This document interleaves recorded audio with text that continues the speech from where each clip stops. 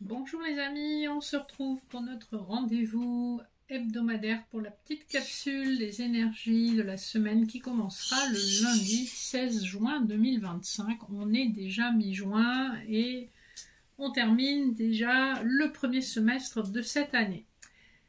Ça passe très vite. J'espère que vous allez bien.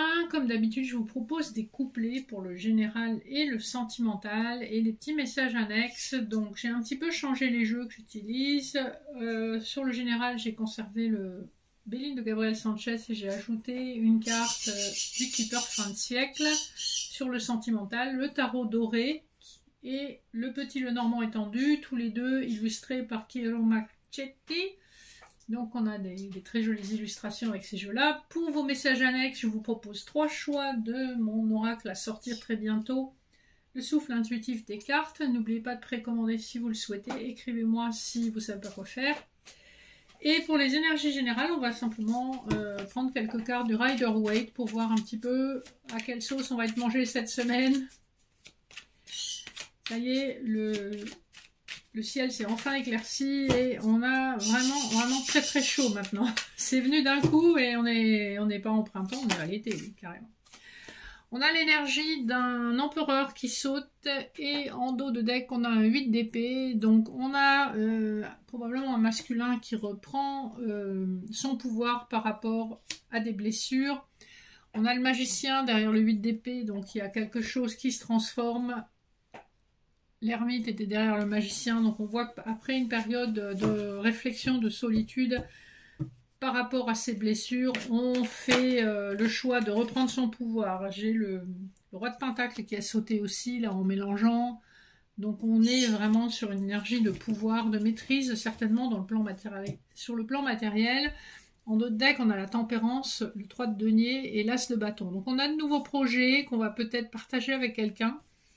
On parle d'équilibre, de guérison, on est beaucoup mieux avec soi-même et par conséquent on est mieux avec les autres. Donc on est dans un état d'esprit qui est quand même plus conquérant, plus posé, plus optimiste, voilà, plus équilibré d'une manière générale. Keeper fin de siècle d'autres decks pour le général justement, on a la carte Judication, Mature Man, Message of Concern, Despair. On voit qu'il y a eu une situation qui a conduit presque au désespoir, notamment un masculin, on va dire d'âge mûr, et que c'est grâce à une intervention de la justice humaine, grâce à un jugement, qu'on va progresser. Voilà ce qu'on vous dit. Et en d'autres decks du Béline, on a la campagne santé, donc on retrouve une source d'énergie après probablement beaucoup de médisance autour de nous. Une période où ça a été compliqué, et on retrouve vraiment une santé mentale, morale, émotionnelle. Premier couplet, on a l'intelligence et le pathway, donc le chemin. Ici, il est question de faire un choix judicieux. On va vers un chemin peut-être inconnu, mais on nous dit que c'est un chemin qui va nous apporter probablement des solutions, puisqu'on a... c'est un chemin qui a été recherché, qui a été examiné. On ne fait pas ça à la va-vite. On prend une décision équilibrée et pesée. Deuxième couplet, on a les passions et expectation, donc les attentes d'une féminine. Il y a une féminine qui attend quelque chose, probablement de la part d'un masculin, on va rester traditionnel, ou une féminine qui investit beaucoup de temps dans une activité passion.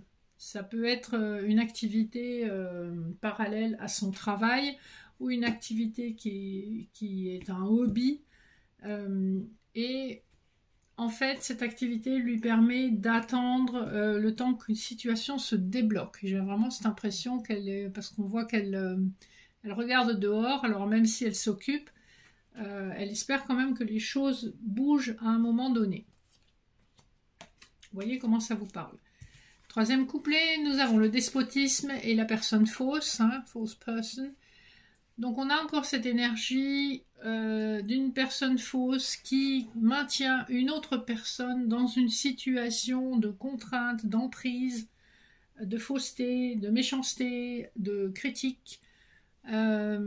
Donc voilà, on vous invite à faire attention autour de vous. Le 8, ici, nous renvoie à l'énergie de la justice. Donc il y a quelque chose à trancher et vous êtes capable de trancher, de vous libérer de cette emprise que quelqu'un a sur vous, ou c'est quelqu'un qui est sous emprise dans votre entourage et c'est une personne que vous connaissez puisque ça sort dans votre jeu. Donc c'est quand même quelque chose d'assez important. Donc voilà en matière d'énergie générale. Sur le plan sentimental, on va regarder de suite le dos de deck du petit Lenormand. Eh bien, c'est l'ours avec ses finances. Les poissons, c'est également les finances. C'est plus une activité du style libéral.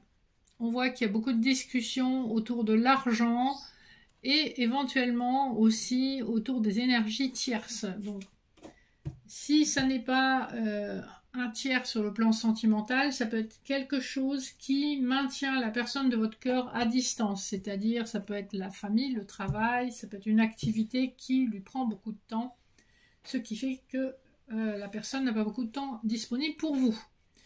Le dos de deck du tarot doré, on a l'huile d'épée, donc encore des blessures, le 2 de bâton, encore un choix à faire, 7 de coupe. Il y a beaucoup de choix, il y a beaucoup de possibilités, mais vous avez été trahi, déçu, voire escroqué dans le passé. Donc vous êtes vraiment très très prudent, prudente. Et vous êtes devant l'hésitation. C'est-à-dire, on voyait déjà tout à l'heure dans le jet général qu'il y avait un chemin à choisir. Et que pour l'instant, vous n'êtes pas capable de choisir. Alors, premier couplet, on nous parle d'un valet d'épée et de la clé.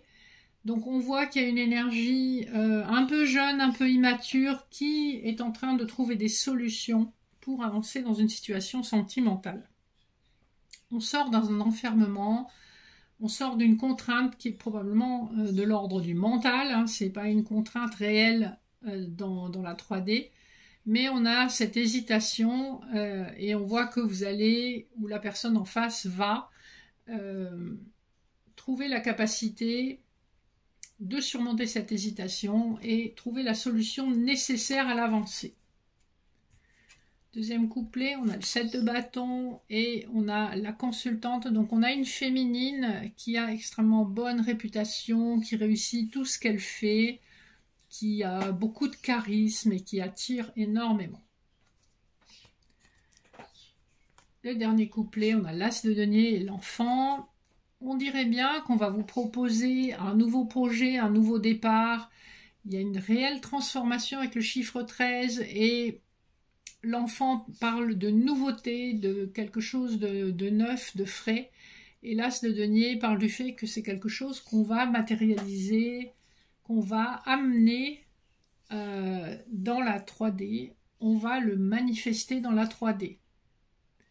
Voilà, parce que l'as de denier, c'est des nouveaux projets, mais qui sont spécifiques. Ça peut être prévoir des vacances, acheter une voiture ensemble, une maison, déménager ensemble. Enfin, c'est des choses qui sont traduites dans la matière.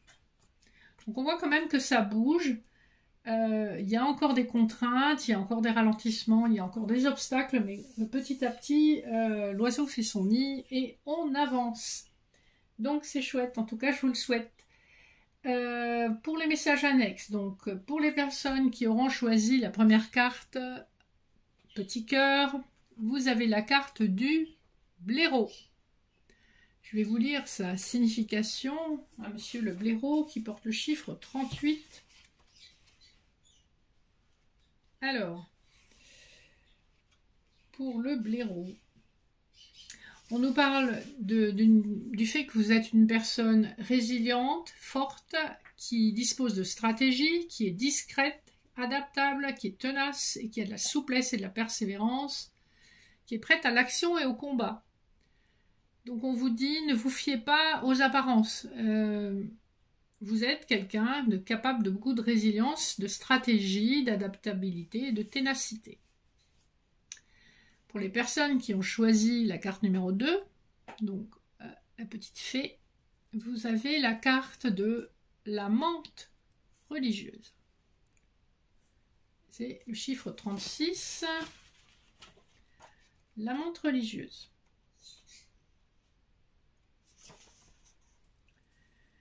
On vous parle de transformation spirituelle, d'élévation, de sacrifice. En négatif, c'est un danger. Là, c'est pas le cas, c'est juste une carte isolée. Donc, on vous parle de chance, d'abondance, de patience, avant une décision importante. Hein, c'est ce qui ressortait dans le plan sentimental. D'une bonne vision, d'une intuition juste et d'une ouïe fine. Voilà tout ça pour les personnes qui ont choisi la petite fée. Les personnes qui auront choisi l'arbre de vie. Vous avez la carte du dauphin, qui est la numéro 39. Le dauphin.